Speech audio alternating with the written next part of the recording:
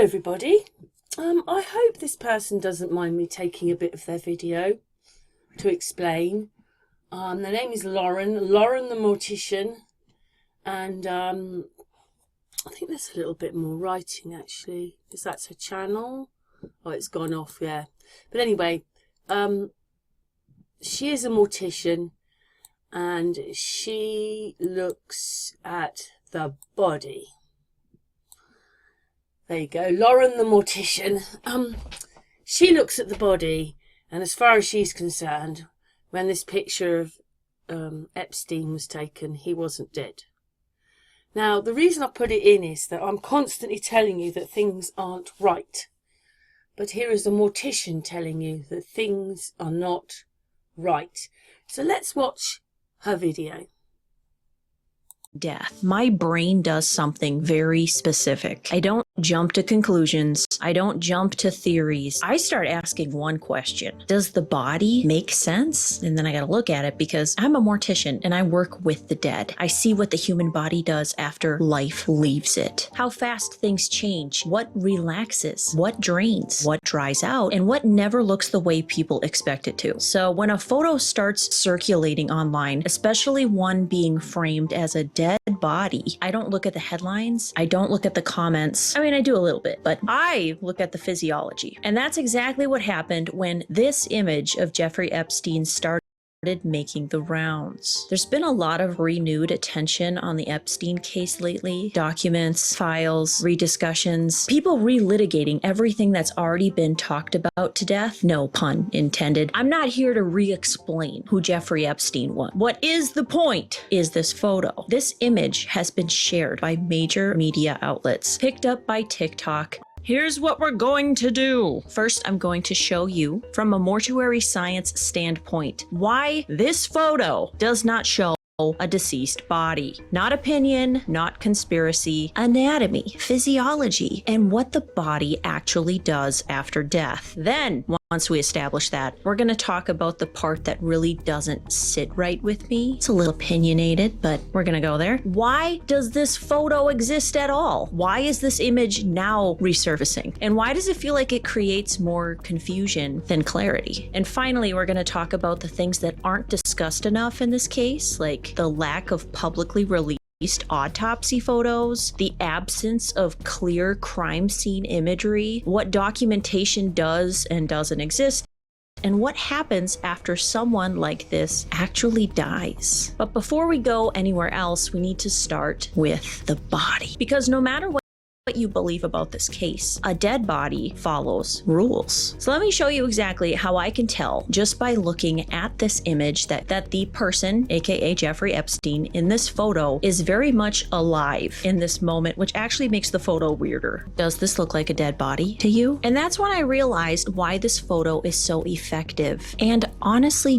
dangerous, because it sits right in that uncomfortable middle space, close enough to death to confuse people, or at least death, but not close enough to actually be real. So instead of reacting emotionally, I did what I always do. I stripped everything else away and I asked one question, which if you ever see something like this again, I hope that this video comes to mind, because you should be thinking, what is the body telling me? So when I saw this, the very first thing I noticed wasn't the weird looking table he's lying on. It wasn't his body positioning. It was actually the mouth area, his mouth. This is one of those things that families are always kind of shocked by, because What she's talking about here, and you only realise it when one of your family members dies.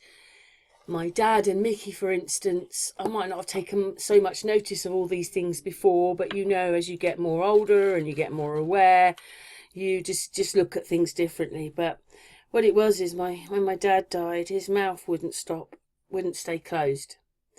So what they do is they staple them closed. It's not very nice, is it? But I suppose the person's dead and they're trying to make the dead person look as lifelike as possible so that you can see them off in a funeral. But that's what happens. I don't really remember Mickey. I think his mouth was open a little bit, but poor old Mickey went off for an autopsy. Poor boy. Yeah. Anyway, that's what she's talking about. Anyway, let's carry on with the video. No one really talks about it, but when someone dies, every muscle in their body relaxes. All of it, including your jaw. And when the jaw relaxes and someone is lying on their back and the mouth opens, not dramatically, just naturally. We actually have to physically close it, and we have a few different techniques on how to do that, but we'll have to talk about that in another video. It will not stay shut. So when I see an individual like Jeffrey Epstein laying flat on his back with his mouth naturally closed, no tape, no visual support, no tension, my brain immediately goes, okay, well, the muscle tone is still there, and muscle tone does not exist in a deceased individual. And this is one of those little details. I know it's little, but it's a big detail, and people don't realize that. Ability is the body doing exactly what physics tells it to do. Closed mouth tells me I am not looking at a deceased person. And once I clock that, I move on to the next thing, because the mouth isn't the only part of the body that gives this away. The eyes are next, and those are loud. After death, dehydration starts almost immediately. It does not wait. It does not care. The eyes are one of the first places that you can actually see it. The surface of the eyeball starts to dry out. The corneas lose that wet, reflective look. The eyes flatten and they dull. Dehydration is not my friend in the funeral home. It's one of the very first things we are constantly fighting. In this photo, though, the eyes are still moist. Are those tears? Are his eyes leaking? I don't know. But they definitely look full and hydrated and puffy in a way that suggests fluid is still being regulated in the body. That is not what I expect to see in someone who is deceased. Dead eyes don't look like that. They just don't. Then I move on to skin color. When the heart stops, circulation stops, and the blood is no longer being pushed throughout the body. Blood settles into the lowest parts of your body, and we call that lividity. So if someone is lying flat on their back, I expect to see that settling, that purpley-ish color start showing up in very specific places. The back of the head, the neck, maybe even the ears. What I do not expect to see is an evenly colored, we'll throw the picture up again, like right here, I don't know. But his face is evenly colored. You can even see pink in certain areas of the face. There is still color in his face, pinkness, and that color matters because deceased bodies don't hold facial color like that while supine. That kind of color suggests ongoing circulation, or at the very least, very recent circulation. Either way, it's not consistent with a body that's already gone through post-mortem changes. Clear moisture around the nose is incredibly common in living or recently treated patients. Oxygen, secretions, positioning. But when you stack it with everything else, Jeffrey Epstein's mouth, the eyes, the color of his face, it fits the same picture. This photo of Jeffrey Epstein is not behaving like a dead body. He's very much alive in this photo. That is my Mortician opinion. So now I've looked at the jaw, I've looked at the eyes, because once I'm confident that this person, Mr. Epstein, is alive in this image, the question isn't what am I looking at? The question becomes, why are we being shown this image at all? Like seriously, why? Why was this photo taken? Who took the photo? This isn't security footage. This isn't a chaotic moment. This is a clean, centered image of a person, a particular person, lying flat with his eyes closed. I've seen hospital beds. I've seen gurneys. I've seen stretchers, cots, you name it. This does not look like any of those things. Look closer. What is he laying on? It's flat. It's rigid. Is that a handle? Like what? Please, if you work in a medical facility, doesn't this look like an autopsy table? It looks like something for post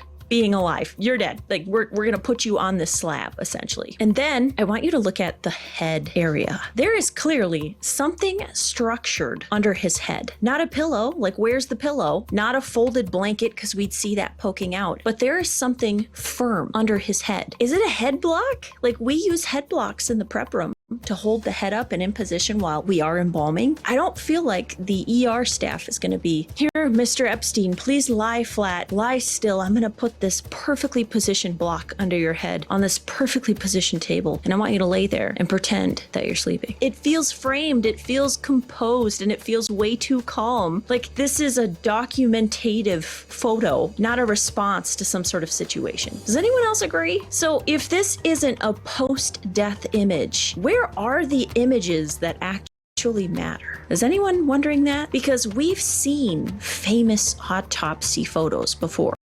Michael Jackson, Kurt Cobain, JFK. So why not this case? Why not this one? We didn't get autopsy photos of Jeffrey Epstein. We didn't get clear crime scene images. We got a written report, been on a death call inside of a prison before. It's wild to even talk about, but we had a guy whose cellmate took his life. And here I am, little old mortuary student me, loading up, and they had locked all of the inmates back into their cells. So when I got there, it was super quiet. And when we got there, the medical examiner was super duper thorough. Photos, crime scene documentation. The homicide team was there. Even when we rolled him over, she wanted images of his back. Documentation, documentation, documentation, if you get what I'm saying. And that experience is why I know without question that these photos exist. They're real. They're out there, still locked away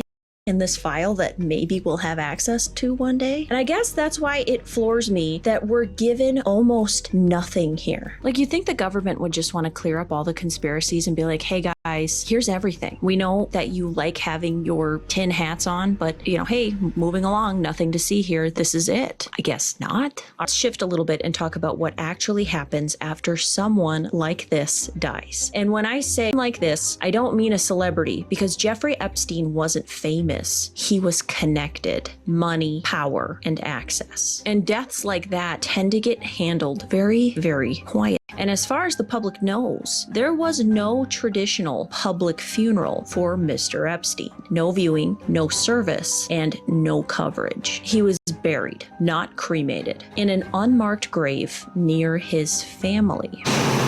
And that matters because cremation ends questions. I'm floored he wasn't cremated, honestly. Burial doesn't end things all the time. Burial gives us the opportunity to sometimes exhume the person if we need to and go back. What we don't know publicly, though, is whether Jeffrey Epstein was embalmed. And yes, that matters too, because embalming leaves documentation, licensed professionals, and paper trails. Who was it? Who was the embalmer that embalmed Jeffrey Epstein? Please message me. Send me a message. Funeral service is so small. It's got to be somebody. I know it. I don't know everything about this case. I don't have secret files. I don't have insider information. But what I do know from working with the dead is this: the body doesn't lie. Bodies follow rules. They lose muscle tone. They lose moisture. Blood settles, and there's color changes. In the body that we were shown in these photos that I was summoned in, it is not following the rules of death. So I think we can officially claim this as cleared. This house has been cleared. Because bodies don't lie, but people, on the other hand, people lie. They lie by omission. They lie by distraction. They lie by giving you just enough to keep you arguing instead of asking better questions. Wouldn't you agree? That doesn't mean every unanswered question is a conspiracy, but it does mean when something doesn't make sense, it's worth slowing it down and looking at it, like really looking. And talking about it helps too. So there you have it, from a mortician's voice, that this picture wasn't real, and most of the pictures we get are not real. You think that media that you trust is sticking out anything it wants without checking anything. It doesn't care, because we've been so stupid for so long. They've got away with it. They don't feel they've probably got to show us proper pictures, because it's all part of their media game. But she's noticed that picture's not real. Thank you very much, Lauren the Mortician, That is her channel name, Lauren the Mortician. Go and watch her videos, very interesting. I'm going to be going myself to go over to her channel and watch a few more because, you know, I've told you many a time there's things are so wrong with the videos, the people. I mean, how can Elton John be John Denver? It doesn't necessarily mean that he actually was. It just means he played him sometimes because he looked like him. That's what they do. So these people are playing each other whenever or using their faces, and we haven't even noticed that they're different people. Or they're just the same person made up differently. Yeah, it's all crazy, but me and Amy saw it in the Watts case, which was 2018. From then I thought, oh my God, they're all involved. The police, the media, the governments, the police, the judges, and it goes on. They're all doing it together. That's what I saw. But anyway, thank you very much, Lauren. Go over to her channel and watch her videos. Thanks very much.